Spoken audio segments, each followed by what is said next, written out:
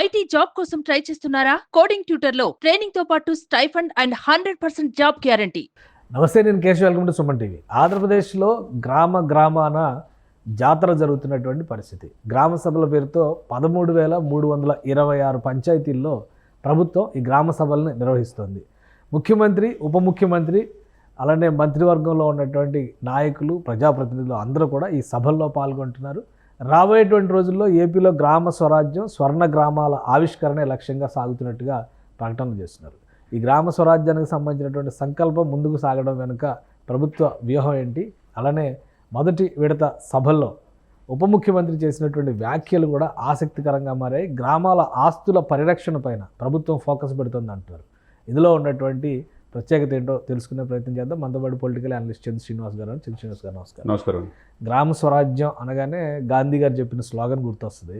So ఇప్పుడు చాలా కాలం తర్వాత ఆంధ్రప్రదేశ్లో ఒక పెద్ద ఎత్తున మొదటి విడత అని చెప్పారు. ఇది ప్రతి ఒక అకేషనల్గా దాన్ని నిర్వహించాలి అనేటువంటి ఒక ప్రణాళికను కూడా ప్రభుత్వం అనౌన్స్ చేస్తుంది. సో ఎలా చూడాలి? ఉప ముఖ్యమంత్రి ఇచ్చినటువంటి స్టేట్మెంట్, ప్రభుత్వాల ఆస్తులు వేరు, ముఖ్యంగా గ్రామాల ఆస్తులు, ఒక చిన్న యూనిట్గా చూసేటువంటి గ్రామంలో ఆస్తులు లేకపోవడం అనేటువంటి అంశాన్ని ఆయన హైలైట్ చేస్తున్నారు. అవును, ఎలా చూడాలి? డెఫినెట్గా. అంటే పంచాయతీలు అంటే గ్రామాలు దేశానికి పుట్టుకమ్మలు అన్నట్టు పంచాయతీలు బాగుంటేనే అన్నీ బాగుంటాయి అన్నారు. పంచాయతీ కనీసం ఇప్పుడు మైసూరావారిపల్లిలో ఆయన గ్రామ సభకి నిర్వహించి పంచాయతీల విధులేంటి ఇది సర్పంచి ప్రసంగించినప్పుడు వీళ్ళు వచ్చే ముందు నిన్నే 15th ఫైనాన్స్ కమిషన్ కూడా నిధులు రిలీజ్ చేశారని చెప్పారు. అదే సమయంలో అది తెలుసుకోవాల్సిన ఆవశ్యకత పంచాయతీ ఆ పరిధిలో ఉన్న ప్రజలకు కూడా ఉంటుంది. అంటే మీరన్నట్టండి, నాకు సినిమాల కంటే దేశం ముఖ్యం అన్నాడు, రాజకీయం ముఖ్యం అన్నాడు, గ్రామాల హితం ముఖ్యం అంటున్నాడు. కాబట్టి పంచాయతీలకి కనీసం ప్లే గ్రౌండ్ కూడా లేకపోవడం ఏంటి, ఆస్తులు లేకపోవడం ఏంటి అంటాడు. అంటే ప్రతి పంచాయతీ తన ఆస్తుల్ని ఇచ్చేసుకోవాలనేది ఒకటి మంచి ఇండికేషన్ ఇచ్చారు. అదేవిధంగా 70% వైసీపీ వాళ్ళు సర్పంచులు ఉన్నా మేము మొన్న ఆగస్టు 15కి ఈ 10,000, 25,000 పంచాయతీలు నిధుల పెంపు చేసాం. ఎక్కడ మాకు ఎటువంటి రాజకీయ ఇది లేదు దీంట్లో. కాబట్టి పంచాయతీలు బాగుండాలి, గ్రామాలు బాగుండాలి అనేది ఫస్ట్ టైం ఇది చరిత్రలో ఒకేసారి 13,000 పంచాయతీలు చేస్తున్నాం. ఇది సంవత్సరానికి 4 విడతలుగా జరుగుతుంది. అంటే 5 సంవత్సరాలు 5 నెలలు 20 సార్లు ఈ గ్రామ సభలు భారీ ఎత్తున చేయడానికి నిర్ణయించుకున్నారు.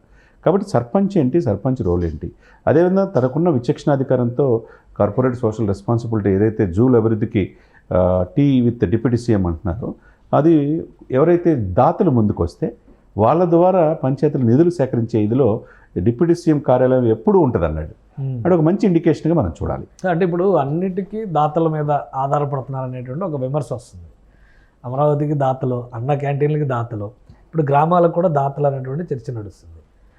ఎంతవరకు ఇందులో ఇన్వాల్వ్ అయ్యేటువంటి అవకాశం ఉంటుంది? ఇంకో పక్క జన్మభూమి కాన్సెప్ట్ కూడా మళ్ళీ ఈ ప్రభుత్వం తీసుకొస్తుంది. జన్మభూమి 2.0 అని చెప్తున్నారు. జన్మభూమి ఇటు గ్రామ సభలో ఈ రెండింటిని ఇంటిగ్రేట్ చేసేటువంటి పరిస్థితి ఉంటుందా భవిష్యత్తులో? లేదంటే గ్రామ సభలు వేరు, జన్మభూమి కార్యక్రమం వేరు?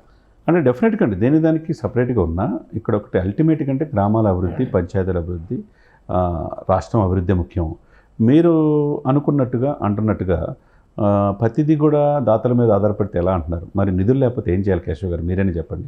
గత 5 సంవత్సరాలు అస్తవ్యస్తమైన ఈ పాలన సంక్షేమ మాటను అభివృద్ధి మర్చినప్పుడు, ప్రతిదీ కూడా నిధులు డైవర్సిఫై చేసినప్పుడు, 8,500 లక్షల కోట్లు అప్పు చేసి వెళ్ళినప్పుడు, ఇప్పుడు 10,500 లక్షల కోట్లు అప్పు ఉంటే సంవత్సరానికి ఇప్పుడు నెలకు వచ్చేదానికి 6,000 కోట్లు ఎక్కడి నుంచి తేవాలి? కాబట్టి ఎవరికళ్ళు పెద్ద మనసుతో దాతలు చేసే ఎన్ఆర్ఐలు కావచ్చు, పెద్దలు కావచ్చు, కార్పొరేట్ సోషల్ రెస్పాన్సిబిలిటీని సమాజానికి చేస్తారు కదా. చేసేవాళ్ళు ముందుకు వచ్చినప్పుడు ఎంత దాతలు చేసినా కొంత మేరకు ఉపయోగపడుతుంది. ఇప్పుడు రాజధాని నిర్మాణం కావాలంటే కేంద్ర ప్రభుత్వం నిధులు కావాలి. 15,000 కోట్లు మొదటి విడత ఇచ్చేశారు. అట్లా పోలవరం కూడా నిధులు ఇస్తున్నారు, రోడ్లకు ఇస్తున్నారు, పనికి ఆహార పథకం పెంచి పని దినాలు పెంచారు. దానివల్ల 50,000 మందికి ఎంప్లాయ్మెంట్ వస్తుంది. కేంద్ర ప్రభుత్వం చొరవతోనే చేస్తుంటారు. కానీ వీళ్ళు చేసేది ఎంతో కొంత ఈ ప్రభుత్వం ఇది ఇవ్వటానికి 1 తారీఖు జీతాలు ఇస్తున్నారు, ఎన్ని ఇబ్బందులైనా పెన్షన్స్ ఇస్తున్నారు కదా. మనం కూడా కొద్ది సమయం ఇవ్వాలి కదా. 3 మాసాలు కూడా కాలేదు, 100 రోజులు కూడా కాలేదు కదా కేశవ్ గారు. మీరు కూడా అర్థం చేసుకోకపోతే ఎట్లా? అన్ని డబ్బులు చుట్టూ నడుస్తుంది.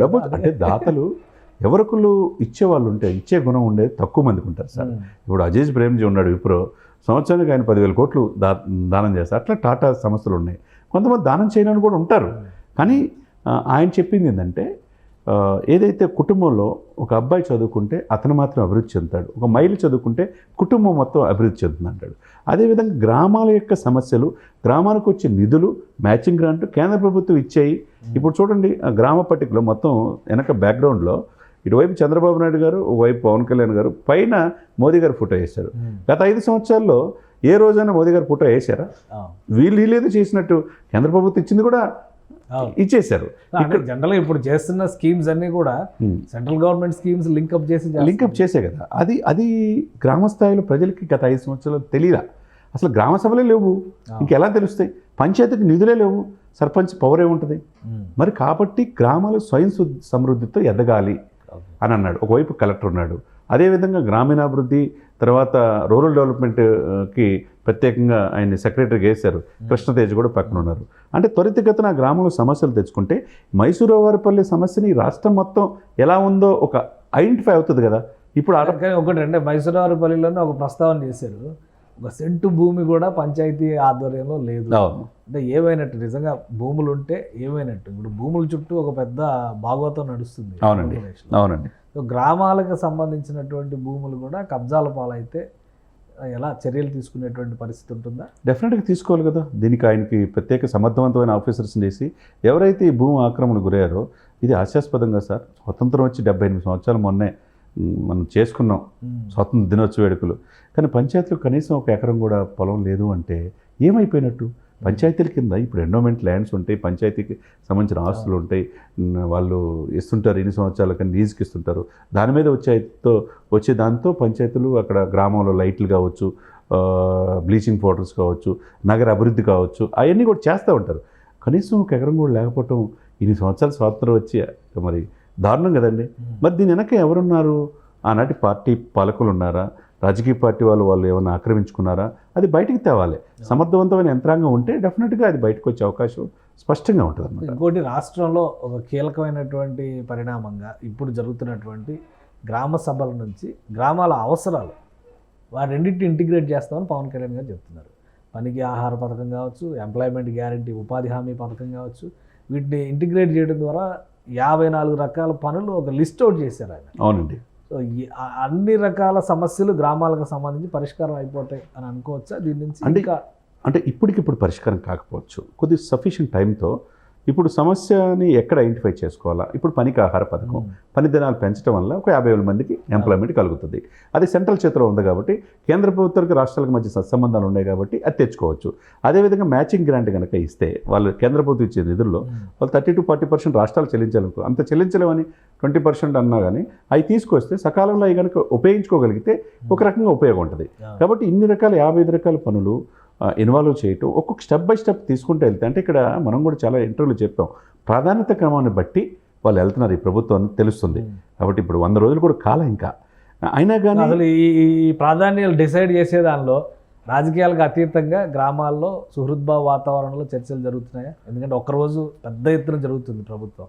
మళ్ళీ ఆల్రెడీ అన్నారు 70% మంది వైసీపీ మద్దతుదారులైన సర్పంచులు ఉన్నారు అనేటువంటి చర్చ నడుస్తుంది. అవునండి. సో రాజకీయాలకు అతీతంగా గ్రామ సభలు గ్రామాల అవసరాలకు తగ్గట్టుగా జరుగుతున్నాయి. అది జరగాలి కదా. జరగాలనే ఉద్దేశంతో ఒకేసారి 13,600 గ్రామ సభలు చరిత్రలో ఎప్పుడు లేని విధంగా, దేశంలోనే ఎప్పుడు లేని విధంగా ఈరోజు డిప్యూటీ సీఎం గారు ఆ శాఖ మంత్రిగా డిప్యూటీ సీఎంగా అక్కడికి వెళ్ళి రాజంపేట నియోజకవర్గంలో మైసూరువారిపల్లిలో చేస్తున్నారు.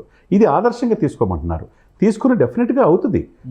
ఈ రోజు కాదు నైట్ ఏం అవ్వదు, కానీ డెఫినెట్గా ఆ దిశగా వీళ్ళు స్టెప్స్ అడుగులు అయితే పడుతున్నాయి కదా సార్.